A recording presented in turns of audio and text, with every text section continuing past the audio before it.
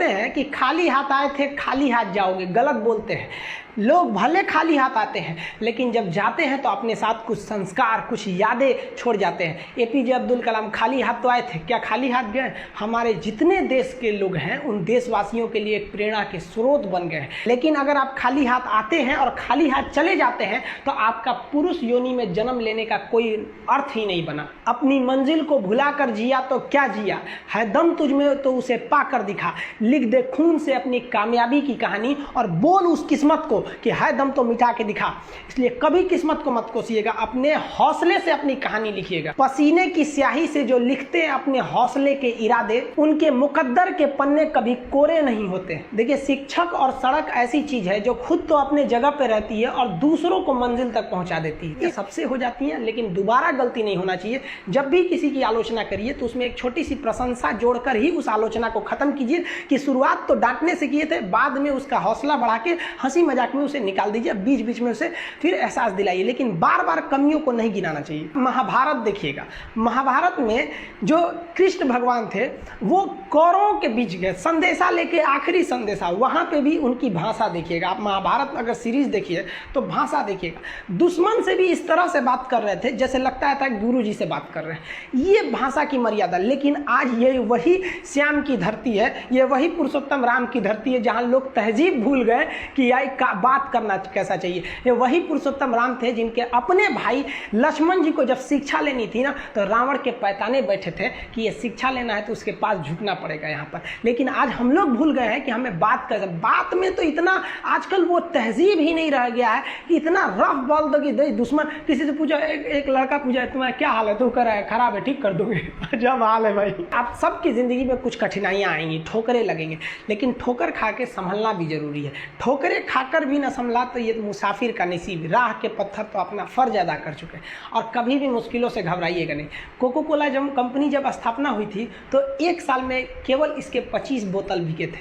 Company का दिमाग हिल गया था। लेकिन आज के समय में दुनिया में हर जगह कोको कोला बिकता है और इसने तो फिजिक्स को उल्टा कर दिया। लोग कहते हैं ठंडा मतलब तो कोको कोला। भाई साहब, ठंडा मतलब वो होता है जिसका टेम्परेचर कम हो। लेकिन इतना भी कहा कि इसके आगे लोग भूल गए कि ठंडा मतलब कोको कोला नहीं होता है, ठंडा मतलब वह चीज जिसका टेम्परेचर कम है। इसलिए परेशानियों से कभी मत घबराइएगा। आगे बढ़ने के लिए तकलीफ का होना जरूरी है, क्योंकि छांव आते ही इंसान के कदम रुक जाते हैं और धूप में कभी कदम नहीं रुकते हैं। ज़रूरी नहीं कि हर चीज़ आपको किताबें और यूनिवर्सिटी में ही पढ़ाया जाएगा। बहुत से चीज़ें हैं जो आपकी खाली पेट और खाली जेब सिखाएगी, जो आपको कोई टीचर नहीं सिखाएगा। कहते हैं जरा सी छेद क्या हो गई मेरे जेब में, सिक्कों से ज़्यादा तो मेरे रिश्तेदार गिर गए। लाइफ में सबका स्ट्रगल होता है। हम लोग के भी लाइफ में बहुत तकलीफें आई थी। ज़िंदगी में इतने तकलीफ देखे कि अब अगर तकलीफ नहीं होता है तो तकलीफ होता है। ज़िंदगी ने उस मुकाम पर लाकर छोड़ा है जहाँ पसंद तो बहुत कुछ है लेकिन चाहिए कुछ भी नहीं। जिंदगी में कभी कभी ऐसा होता है कि हमको कोई रास्ता नजर नहीं आ रहा होता है और हम लोग हिम्मत हार जाते हैं। तब हमारे अंदर एक बच्चा होता है जो कोशिश करने से कभी भी पीछे नहीं हटता है। वो हार मानने को तैयार नहीं होता है क्योंकि उसको ना शब्द समझ नहीं आता है। वो बच्चा जिसके लिए कुछ भी नामुमकिन नहीं है, क्योंकि वो हर हाल में कोशिश करता ही रहता है। एक बार एक छोटी सी बच्ची हाथ में मिट्टी की गुल्लक लेकर के भागती हुई एक दवाइयों की दुकान पर गई। वो काफी देर तक वहां पर खड़ी रही, लेकिन दुकानदार का ध्यान उसकी तरफ नहीं गया क्योंकि और भी बहुत सारे लोग खड़े हुए थे। उसने दुकानदार को कई बार बुलाया, लेकिन वहां पर भीड़ इतनी थी कि दुकानदार का ध्यान उसकी तरफ गया ही नहीं। और फिर उस बच्ची को थोड़ा सा गुस्सा आया तो उसने अपनी मिट्टी की गुल्लक लेकर के वहीं काउंटर पर जोर से रख दी, जिसके बाद में जो दुकानदार था और जितने भी लोग खड़े थे वो सब उस बच्ची की तरफ देखने लग गए। और फिर उस दुकानदार ने उस बच्ची से पूछा, बेटे आपको क्या चाहिए? तो वो बड़े ही भोलेपन से बोली कि मुझे एक चमत्कार चाहिए। ये सुनकर के दुकानदार को कुछ समझ नहीं आया, ना ही वहां पर जो लोग थे उनको कुछ समझ में आया और सब उसकी तरफ देखने लग गए। फिर दुकानदार ने बोला, बेटे चमत्कार तो यहाँ पर नहीं मिलता है। तो बच्ची को लगा कि वो उससे झूठ बोल रहा है, तो बच्ची ने कहा कि मेरी गुल्लक में बहुत पैसे हैं, आप बताओ आपको कितने पैसे चाहिए, लेकिन मैं आज यहाँ से चमत्कार लेकर के ही जाऊंगी। तो वहीं काउंटर पे एक और आदमी खड़ा था, उसने उस बच्ची से पूछा कि बेटे क्यों चाहिए तुमको चमत्कार?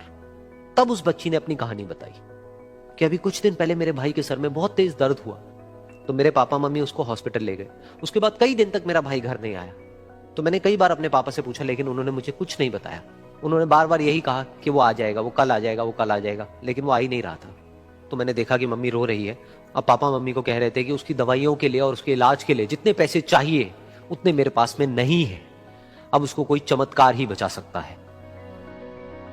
तब मुझे लगा कि अगर मेरे पापा के पास में इतने पैसे नहीं भी हैं तो क्या हुआ, मेरे पास में तो है। तो मैंने जितने भी पैसे जोड़ रखे हैं वो सारे लेकर के मैं इस दवाई की दुकान पर आई। फिर उस आदमी ने उस बच्ची से पूछा, कितने पैसे हैं तुम्हारे पास में? ये सुनते ही उस बच्ची ने अपनी गुल्लक उठाई, जमीन पर फेंकी और तोड़ दी और पैसे गिनने लग गई। बाकी सब लोग खड़े होकर के उसको देख रहे थे। थोड़ी देर बाद उसने सारे पैसे अपने हाथ में इकट्ठे किए और बोली, मेरे पास में पूरे 19 रुपए हैं। वो जो आदमी वहां पर खड़ा था वो थोड़ा सा मुस्कुराया और बोला कि अरे तुम्हारे पास में तो पूरे पैसे हैं, इतने का ही तो आता है चमत्कार। ये सुनकर के वो बच्ची बहुत खुश हो गई और बोली कि चलो मैं आपको अपने पापा से मिलवाती हूं। बाद में पता लगा कि वो आदमी कोई आम आदमी नहीं था, बल्कि एक बहुत बड़ा न्यूरोसर्जन था और उसने सिर्फ 19 रुपए में उसके भाई की सर्जरी करी और कुछ ही दिन बाद वो ठीक होकर के घर वापस आ गया। फिर कुछ दिन बाद वो बच्ची, उसका भाई, उसके पापा, उसकी मम्मी चारों एक साथ बैठे हुए थे और बात कर रहे थे। तो उसकी मम्मी ने उसके पापा से पूछा कि अब तो बता दो ये चमत्कार आपने किया कैसे? तो उन्होंने अपनी बेटी की तरफ देखा और बोले, ये चमत्कार मैंने नहीं, इसने किया है।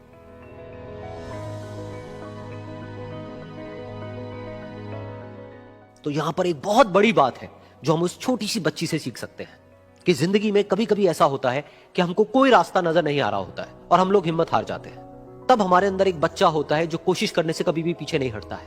वो हार मानने को तैयार नहीं होता है क्योंकि उसको ना शब्द समझ नहीं आता है। वो बच्चा जिसके लिए कुछ भी नामुमकिन नहीं है, क्योंकि वो हर हाल में कोशिश करता ही रहता है।